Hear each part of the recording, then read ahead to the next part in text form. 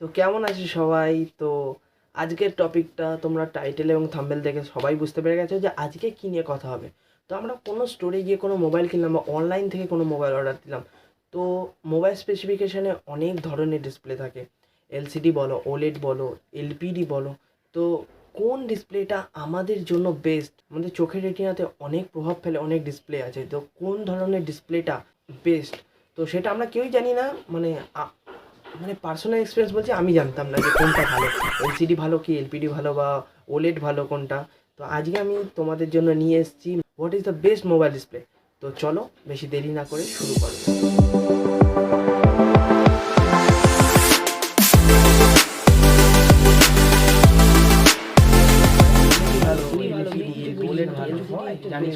এই ধরনের কনফিউশন দূর করতে আমি এসে গেছি তোমাদের জন্য। এখনো পর্যন্ত যারা আমাকে সাবস্ক্রাইব করোনি, যারা জানো না কিভাবে সাবস্ক্রাইব করবে, কিভাবে চ্যানেলটাকে তোমরা খুঁজে বার করবে, যারা ফেসবুকে ভিডিও দেখছো আমার বা ইনস্টাগ্রামে যারা ভিডিও দেখছো, তারা কি করে যাবে? লিঙ্ক থেকে অনেক সময় ডাইরেক্ট ব্রাউজারে চলে যায়।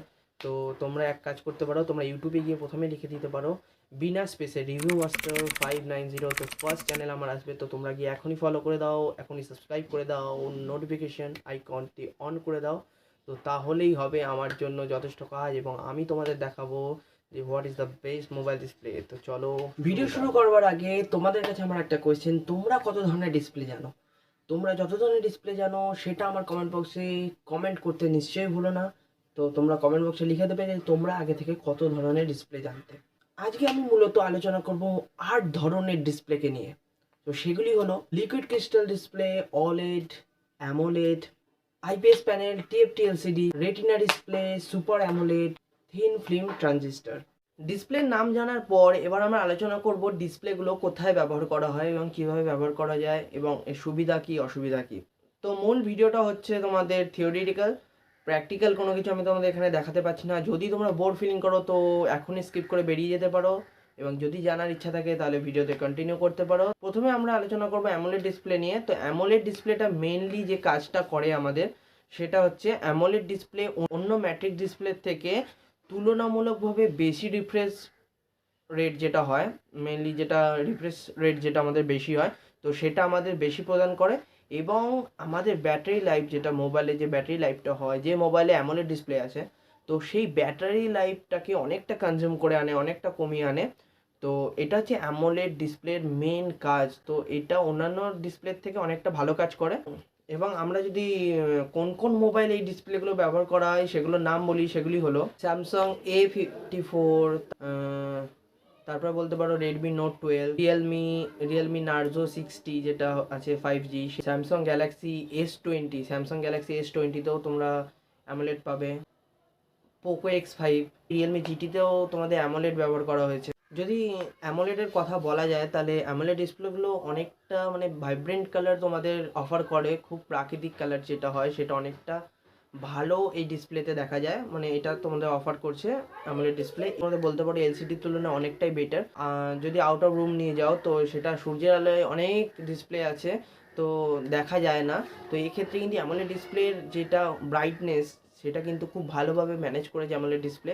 অ্যামোলেড ডিসপ্লে একটা প্রফিট যে অ্যামোলেড ডিসপ্লে এই দিকে অনেক নজর দিয়েছে, যে ভাইব্রেন্ট কালার বলো বা স্যাচুরেশন বলো এই দিকে খুব ভালো নজর দিয়েছে। তো কোনো ডিসপ্লের প্রফিট থাকলেও সেটা লসও আছে, তো অ্যামোলেড ডিসপ্লের লসও আছে যেটা আমাদের বডির উপর অনেক রকম এফেক্ট ফেলে। যদি আমরা চোখের কথা বলতে যাই তো অ্যামোলেড ডিসপ্লে থেকে নির্গত যে নীল আলোটা আছে সেটা আমাদের চোখের স্ট্রেসের কারণে অনেকটাই ক্ষতিকর এবং নীল আলোটা আমাদের শরীরের জন্যও ক্ষতিকর, অন্যান্য প্রবলেমের জন্য। তো এটা সলিউশন যদি করতে হয় তাহলে এক কাজ করা দরকার কোম্পানিকে, তো অ্যামোলেড ডিসপ্লের ওপরে কোনো ধরনের লেয়ার দেওয়া উচিত, যেটা বলতে পারো আলোর প্রতিরোধক হিসাবে কাজ করবে অনেকটা কম। এমনি নর্মালি গগলস ইউজ করো, যাদের গগলস পড়তে হয়, চোখের প্রবলেম আছে তাদের জন্য বলছি না, যারা নর্মাল চোখে দেখছো মোবাইল তো তাদের ক্ষেত্রে একটা কাজ, তো তোমরা মোবাইল কেনার পর টেমপ্লেট গ্লাস বা গরিলা গ্লাস নিশ্চয়ই লাগাবে। এটা অনেকটাই আমাদের জন্য ভালো, আমাদের চোখের জন্য ভালো। তো প্রত্যেকটা জিনিসেরই গুড এফেক্ট এবং ব্যাড এফেক্ট আছে, তো অ্যামোলেডেরও আছে। এবার আসছি আমরা ওলেড ডিসপ্লের ওপর। ওলেড ডিসপ্লে মেনলি 6টি স্তর দিয়ে তৈরি হয়, যার মধ্যে বিভিন্ন জৈব রসায়ন পদার্থ থাকে। ওলেডের মধ্যে যে ডায়েটগুলি থাকে তার মধ্যে যদি তুমি কারেন্ট প্রবাহিত করো তো তার মধ্যে যে রং শোধকগুলো আছে সেই রং শোধকগুলি তোমায় একটা নতুন ছবি তৈরি করতে সাহায্য করে। এটা হচ্ছে ওলেড ডিসপ্লের মেইন কাজ। ওলেড ডিসপ্লেগুলি মেইনলি তোমার হায়ার ব্রাইটনেস বলো, হায়ার কন্ট্রাস্ট বলো বা হায়ার স্যাচুরেশন বলো, সেক্ষেত্রে কিন্তু ওলেড ডিসপ্লেগুলি নাম আছে, যেটা কিন্তু এলসিডি নেই। তো আমরা বলতে পারি এলসিডির থেকে অনেক ক্ষেত্রে কিন্তু better OLED display. OLED display মোবাইলে যে ভিওর অ্যাঙ্গেল থাকে ডিসপ্লের, তো সেক্ষেত্রে কিন্তু ওলেড ডিসপ্লের নাম রয়েছে। তো ভিওর অ্যাঙ্গেলের দিকে যদি আমরা নজর দিই তো ওলেড ডিসপ্লে অনেক ক্ষেত্রেই ভালো কাজ করেছে। এবং ওয়াইডার কালার রেঞ্জের যদি কথা বলি সেক্ষেত্রে ওলেড ডিসপ্লের নাম রয়েছে। এবং refresh rate, display refresh rate হয়, তো সেক্ষেত্রেও কিন্তু ওলেড ডিসপ্লের নাম আছে হায়ার রিফ্রেশ রেট হিসেবে। যদি ওলেড ডিসপ্লের আমরা ইউজ বলি যে কোন কোন মোবাইলে ওলেড ডিসপ্লে ব্যবহৃত হয়, তো সেক্ষেত্রে আমরা নাম নিতে পারি মোটোরোলা H40 নিও এবং অ্যাপেলের বেশিরভাগ মোবাইল বলতে পারো অ্যাপেল 15 প্রো ম্যাক্স, 15, 12, অ্যাপেলের বেশিরভাগ মোবাইল। আবার অন্যদিকে যদি আমরা দেখতে চাই গুগল পিক্সেলের অনেকগুলো মোবাইলে কিন্তু ওলেড ডিসপ্লে ব্যবহার করা হয়েছে। এছাড়াও মোটোরোলা G84 যে মোবাইলটি আছে, যে ডিভাইসটি আছে, তাতেও ওলেড ডিভাইস ব্যবহার করা হয়েছে। যদি ওলেড ডিসপ্লে আমরা দেখতে যাই যে আমাদের বডির উপর কী এফেক্ট ফেলে, তো অ্যামোলেড এবং ওলেড দুটোরই সেম। তো এটা কিন্তু আমাদের চোখের ক্ষেত্রে অনেকটাই ক্ষতিকারক, যে চোখে চাপ সৃষ্টি করে এবং দীর্ঘমেয়াদী এটা ক্লেম করা হয়েছে যে অনেকক্ষণ ধরে যদি তোমরা ডিসপ্লেটি দেখতে থাকো তো সেক্ষেত্রে তোমাদের চোখের একটা ভারী সমস্যা দেখা দিতে পারে। মূলত হয় লো ফ্রিকোয়েন্সি ফ্লিকার এবং PWM ডিমিং মোডের কারণে। তো সেক্ষেত্রে আমাদের এইদিকে নজর রাখা উচিত যে আমরা যাতে বেশি মোবাইল ইউজ না করি, কারণ এই ডিসপ্লেগুলি যত সুন্দর দেখতে হয়, যত তোমাদের ব্রাইটনেস দিচ্ছে, যত তোমাদের স্যাচুরেশন দিচ্ছে, যত তোমাদের কন্ট্রাস্ট দিচ্ছে, সেখানে কিন্তু তোমাদের ভিডিও কোয়ালিটি আরও বেড়ে যাচ্ছে। সেক্ষেত্রে কিন্তু আমাদের মোবাইলের আসক্ততা আরও বেড়ে যাচ্ছে। যত ভালো ডিসপ্লে তত ভালো মোবাইলের প্রতি আসক্ততা। তো সেক্ষেত্রে কিন্তু আমাদের এটা নজর রাখতে হবে, কম মোবাইল ইউজ করতে হবে, কম বেশিক্ষণ মোবাইল ইউজ করা চলবে না। এক্ষেত্রে কিন্তু আমাদের শরীরেরই ক্ষতি। তো সেদিকে নজর রেখে আমাদের প্রত্যেকটা ডিসপ্লের ওপর নজর রেখেই কিন্তু এইগুলো করতে হবে। যদি লো ফ্রিকোয়েন্সি ফ্লিকারটা কি এটা জানতে চাও, তো এটা মেইনলি সংবেদনশীল মানুষের ক্ষেত্রে দেখা যায় যে এই ধরনের লো ফ্রিকোয়েন্সি ফ্লিকার আমাদের মধ্যে মৃগী রোগ যেটা হয়, তো সেক্ষেত্রে কিন্তু সেটা বাড়িয়ে তোলার সম্ভাবনা আরও বেশি দেখা যায়, যেটা আমাদের 15 হার্জ বা 20 হার্জের মধ্যে দেখা যায়। আর আমরা আসি আইপিএস ডিসপ্লের ওপর। তো আইপিএস ডিসপ্লেকে ধরা হয় যে অ্যামোলেডের থেকেও বিখ্যাত ডিসপ্লে। তো সেক্ষেত্রে অ্যামোলেড যেহেতু ভাইব্রেন্ট কালার ইউজ করে, বেশ কিন্তু অনেক ক্ষেত্রেই মানে অ্যামোলেডের তুলনায় আরও বেশি ভালো ন্যাচারাল কালার, এবং যেটা অ্যামোলেডে দেখা যায় ডিপ ব্ল্যাক কালার যেটা প্রডিউস করে, তো তার থেকে আইপিএস ডিসপ্লে হয় তো বেশি নামি দামি। আইপিএস ডিসপ্লে নির্ভুল ছবি দেখাতে কিন্তু সক্ষম অন্যান্য ডিসপ্লের তুলনায়। যদি আমরা আইপিএস ডিসপ্লেকে ভালোভাবে দেখি তো এটা কিন্তু এলসিডি ডিসপ্লেরই একটি ভাগ। এলসিডির মধ্যে টিএন আছে, ভিএন আছে, ডিসপ্লে আছে, তো তার মধ্যে কিন্তু আইপিএস একটি। তো আইপিএস ডিসপ্লে কিন্তু এলসিডির ভিতরেই কাজ করে। যখন আমরা ভোল্টেজ প্রদান করি আইপিএস ডিসপ্লের মধ্যে যে ভোল্টেজটা যায়, তবে ডিসপ্লের ছবিটি কিন্তু আরও পরিষ্কার হয়। এটা কিন্তু এলসিডির মধ্যেই কাজ করে। আইপিএস ডিসপ্লে যেটা বেনিফিটস, তো আইপিএস ডিসপ্লে তুমি মোবাইলটাকে ফ্ল্যাট অবস্থায় রাখো বা যে কোনো জায়গায় রাখো, কিন্তু তার কোণ বরাবর যদি তোমরা অন্য ডিসপ্লের ছবি দেখতে যাও তো সেটা ভালোভাবে পরিষ্কার দেখা যায় না। কিন্তু আইপিএস ডিসপ্লের ক্ষেত্রে বিভিন্ন কোণের দিকে কিন্তু ভালো নজর দেওয়া হয়েছে। কোণ থেকে বরাবর যে ছবিগুলো আমরা দেখতে পাই সেখানে কিন্তু আইপিএস ডিসপ্লে কিন্তু খুব ভালোভাবে কাজ করেছে। আইপিএস ডিসপ্লেগুলির অ্যাডভান্টেজ থাকলেও তার ডিসঅ্যাডভান্টেজও আছে। তো সেক্ষেত্রে যদি আমি বলি আইপিএস ডিসপ্লের কী ডিসঅ্যাডভান্টেজ, তো সেক্ষেত্রে আইপিএস ডিসপ্লেগুলি অনেকটা কিন্তু আমাদের ব্যাটারির ওপর প্রভাব ফেলে, মানে অনেকটা চার্জ আমাদের তাতে কমে যাবে। সেক্ষেত্রে ধরো তোমার মোবাইলের অন্য ডিসপ্লের তুলনায় কিন্তু আইপিএস ডিসপ্লেগুলো বেশি চার্জ খায়। তো তোমরা সেক্ষেত্রে অন্য ডিসপ্লে ইউজ করতে পারো, তার সাবস্টিটিউট হিসাবে তোমরা OLED বা TNT TFT ডিসপ্লে এগুলো ইউজ করতে পারো। কিন্তু আইপিএস যখন তোমাকে ভালো ফলাফল দিচ্ছে তার কিন্তু ডিসঅ্যাডভান্টেজও আছে। তো অ্যামোলেড ডিসপ্লে যদি আমরা এটা বিচার করি যে আমাদের শরীরের উপর কতটা এফেক্ট ফেলছে, তো এক্ষেত্রে কিন্তু একটা পজিটিভ পয়েন্ট আছে আইপিএস ডিসপ্লের। তো সেটা হচ্ছে আইপিএস ডিসপ্লে কিন্তু আমাদের শরীরে অ্যামোলেড বা ওলেডের তুলনায় কিন্তু অনেকটা কম ব্লু লাইট নিঃসরণ করে। তো সেক্ষেত্রে কিন্তু আমাদের চোখের জন্য ভালো, মানে ওই ডিসপ্লেগুলোর তুলনায় এটা অনেকটা কম। তো আইপিএস ডিসপ্লের এইটা কিন্তু একটা প্রফিট। ডিসপ্লেগুলি ইউজ করা হয় যে এমন মোবাইলগুলি হলো Redmi 13C, Realme C67, OnePlus Nord C3, Infinix smart 8টা আছে, তারপর ইনফিনিক্সের যে হট 30টা বেরিয়েছে তাতেও কিন্তু তোমার আইপিএস ডিসপ্লে ব্যবহার করা হয়েছে। এবার আমরা চলে আসি রেটিনা ডিসপ্লের ওপর। তার আগে তোমাদের মনে এই প্রশ্নটা আসছে যে আগের যে ফুটেজটা দেখলে সেটা আলাদা ব্যাকগ্রাউন্ড, এখন যে ফুটেজটা দেখছো তার আলাদা ব্যাকগ্রাউন্ড। সেটার একটা কারণ আছে, কারণ কাজের সূত্রে আমি দিনের অর্ধেকটা টাইমই বাইরে থাকি, তো এটা দুদিনে শ্যুট করা হচ্ছে, একটা দিনের বেলায় করেছিলাম আর এখন যে শ্যুটটা করেছে সেটা রাত্রে। রেটিনা ডিসপ্লে মূলত তৈরি করা হচ্ছে অ্যাপেল ডিভাইসগুলির জন্য। এটির মধ্যে অনেকটা ঘনত্বের পিক্সেল রয়েছে যেগুলি তোমরা খালি চোখে খুব কাছ থেকে কিন্তু সেগুলোকে দেখতে পাবে না। যদি রেটিনা ডিসপ্লের অভিজ্ঞতার কথা বলি, অন্যান্য ডিসপ্লের সঙ্গে রেটিনা ডিসপ্লের যে পার্থক্য মেইনলি, সেটা তোমরা একটা বলতে পারো নেটফ্লিক্সে যখন তোমরা কোনো স্ট্রিম দেখছো, তো সেই ক্ষেত্রে কিন্তু তোমরা একটা ভালো পার্থক্য নজর করতে পারবে এই রেটিনা ডিসপ্লের ওপর। তোমাদের এটা জেনে রাখা দরকার যে রেটিনা ডিসপ্লে আলাদা করে কোনো ডিসপ্লে নয়, রেটিনা ডিসপ্লে মেইনলি একটা ট্রেডমার্ক। তো রেটিনা ডিসপ্লে যদি আমরা কথা বলতে চাই, এটি প্রথম 2010 সালে আইফোন 4 যেটা ছিল, তো সেইটার মধ্যে প্রথম এই রেটিনা ডিসপ্লেটা লঞ্চ করা হয়েছিল।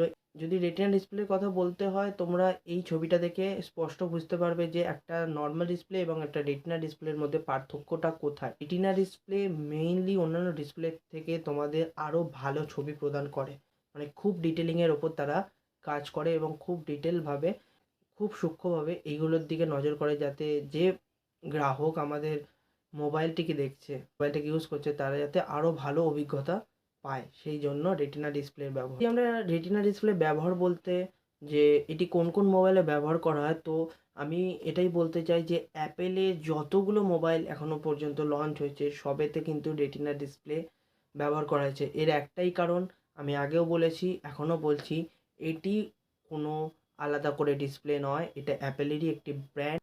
তো এই ডিসপ্লেটার একটাই কাজ যে এটা আরও স্বচ্ছ তোমাকে ছবি প্রদান করে। আমি যে ছবিটা দেখিয়েছিলাম, তো সেটা দেখে তোমরা বুঝতে পেরেছো যে এটা কোথায় গিয়ে কাজটা করে মেইনলি। এই প্রশ্নটা বারবার চলে আসে যে রেটিনা ডিসপ্লে আমাদের শরীরের জন্য কতটা উপকারী। হ্যাঁ, কোম্পানি এটা ক্লেম করে যে রেটিনা ডিসপ্লে আমাদের জন্য ভালো, কিন্তু রেটিনা ডিসপ্লেতে উঠে থাকা যে লেখাগুলি খুবই ছোট হয়, তো সেই কারণে কিন্তু যারা ছোট দেখতে, যাদের চোখের এমনি প্রবলেম আছে, ছোট দেখতে অসুবিধা হয়, তাদের জন্য কিন্তু চোখে চাপ সৃষ্টি করতে পারে। এবার আমরা আলোচনা করব টিএফটি ডিসপ্লে নিয়ে। টিএফটি ডিসপ্লে মূলত থিন ফিল্ম ট্রানজিস্টরেরই একটি অংশ বলতে পারো তোমরা।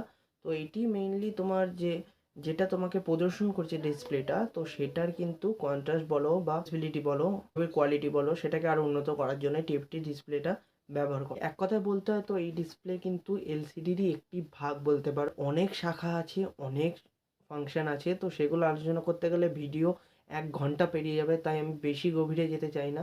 এক কথায় বলতে গেলে টিএফটি এলসিডি কীভাবে কাজ করে, তো সেটি বলতে গেলে, তো টিএফটি এলসিডি ওলেডের মতো কিন্তু নিজে থেকেই আলো প্রদর্শন করে ছবি আমাদের চোখের সামনে ফুটিয়ে তোলে না।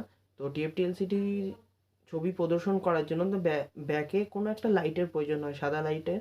তো সেই সাদা লাইট বা সাদা এলইডি লাইট যেটাই বলো, তো সেই লাইটের দ্বারা কিন্তু টিএফটি এলসিডি আমাদের ফুটে ওঠে, আমাদের মোবাইলের ডিসপ্লে বা যে কোনো ডিসপ্লে বলো যেখানে টিএফটি এলসিডি ব্যবহার করে সেখানে ফুটে ওঠে। এটা কিন্তু ওলেডের মতো নয়। টিএফটি ডিসপ্লে মূলত কোন কোন মোবাইলগুলো ব্যবহার করা হয় সেগুলো যদি নাম বলা হয়, তো আমি আলাদা করে কোনো নাম বলছি না, আমি কিছু ব্র্যান্ড বলে দিচ্ছি। তো সেক্ষেত্রে তোমরা ইনফিনিক্সের কয়েকটা মোবাইল দেখতে পারো যেখানে টিএফটি ডিসপ্লে ব্যবহার করা হয়, বা বেশিরভাগ ফিচার্স ফোন, যেমন নোকিয়ার অনেকগুলি কিপ্যাড ফোনে কিন্তু এই টিএফটি এলসিডির ব্যবহার আছে। টিএফটি এলসিডি যেহেতু ওলেডের মতো নিজে থেকে আলো নির্গত করতে পারে না, তো সেক্ষেত্রে এটার শক্তি খরচও কম হয়। আর শরীরের কথা যদি আমরা বলতে যাই যে আমাদের শরীরের উপর কী প্রভাব ফেলে, তো এই ক্ষেত্রে আমি বলতে চাই যে এই ধরনের ডিসপ্লেগুলো আমাদের শরীরে কোনো নেতিবাচক প্রভাব নেই কিন্তু। তো এক্ষেত্রে কিন্তু একটা প্রফিট আছে যে এটার কোনো ব্যাড এফেক্ট কিন্তু আমাদের শরীরে পড়ে না। সুপার অ্যামোলেডের কথা বলি, তো সুপার অ্যামোলেডকে এইচডি অ্যামোলেডও বলা হয়। তো অ্যামোলেড যে আমাদের বৈশিষ্ট্যগুলো প্রদান করে, আমি আগে বলেছি যে অ্যামোলেড আমাদের কী কী বৈশিষ্ট্য প্রদান করে, তো সেই অ্যামোলেডের বৈশিষ্ট্যগুলি যেটা আমরা যদি দুস্তর উপরে তুলে দিই, যদি মনে করো যে অ্যামোলেড 10-এর মধ্যে 8 পেয়েছে, তো সুপার অ্যামোলেড কিন্তু 10-এ 10 পেয়েছে। অ্যামোলেড যে পরিমাণে কন্ট্রাস্ট বলো, স্যাচুরেশন বলো বা ভাইব্রেন্ট কালার বলো, সেগুলো প্রদান করে, কিন্তু তার থেকে 2 গুণ ওপরে কিন্তু সুপার অ্যামোলেড আরও ভালোভাবে সেগুলোকে প্রদান করে। এটাই মেন কিন্তু সুপার অ্যামোলেডের কাজ, এটা আলাদা কোনো বৈশিষ্ট্য নেই।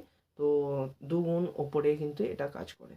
তো কোন কোন মোবাইলে এই ধরনের ডিসপ্লে ব্যবহার করা হয় সেটা যদি বলতে হয়, আমি বেশি নাম বলছি না, স্যামসাং, রেডমি বা রিয়েলমি, এইগুলোর কিছু কিছু মোবাইলে কিন্তু এই সুপার অ্যামোলেড ডিসপ্লে ব্যবহার করা হয়েছে। বডির উপর কী ধরনের প্রভাব ফেলে সেই ধরনের কোনো যদি তথ্য তোমরা জানতে চাও, তো সেক্ষেত্রে আমি বলতে হয় অ্যামোলেডের যে খারাপ গুণগুলো আমরা বলেছিলাম যে আমাদের চোখের জন্য কতটা খারাপ, তো এক্ষেত্রে অ্যামোলেডের দুগুণ ওপরে কিন্তু এইচডি অ্যামোলেড আছে। তো অ্যামোলেডের যে খারাপ গুণগুলো আমরা দেখেছিলাম সেগুলো কিন্তু আরও দুগুণ বেশি বেড়ে যাবে আমাদের চোখের জন্য।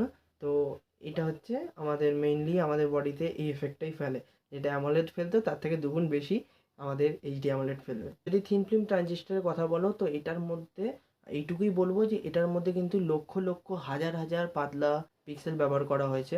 নিজে থেকে অন হতে পারে বা অফ হতে পারে, এগুলি পৃথকভাবে কাজ করে। তো আমি এইটুকুই বলবো, কারণ থিন ফিল্ম ট্রানজিস্টারের অনেক ব্যাখ্যা আছে, অনেক ভিতরে আমাকে জানতে হবে, আমার অতটুকু জানা নেই, আমি যতটুকু জানি আমি তোমাদের কাছে শেয়ার করলাম। আশা করি তোমাদের ভিডিওটা ভালো লেগেছে, যা থেকে হয়তো আশা করছি তোমরা অনেক কিছুই শিখতে পেরেছো। তো যদি ভিডিওটা ভালো থাকে তোমরা নিশ্চয়ই লাইক করে দিও, কমেন্ট করে দিও এবং সাবস্ক্রাইব করে দিও। এরপরে যদি এরকম থিওরিটিক্যাল ভিডিও যদি তোমরা চাও, তো আমি নিশ্চয়ই বানাবো আরও থিওরিটিক্যাল ভিডিও। তো তোমরা কমেন্ট করতে ভুলো না, এবং ভিডিওটা কেমন লাগলো নিশ্চয়ই কমেন্ট করে আমাকে বলো এবং সাবস্ক্রাইব করে দিও। তো দেখা হচ্ছে পরের ভিডিওতে।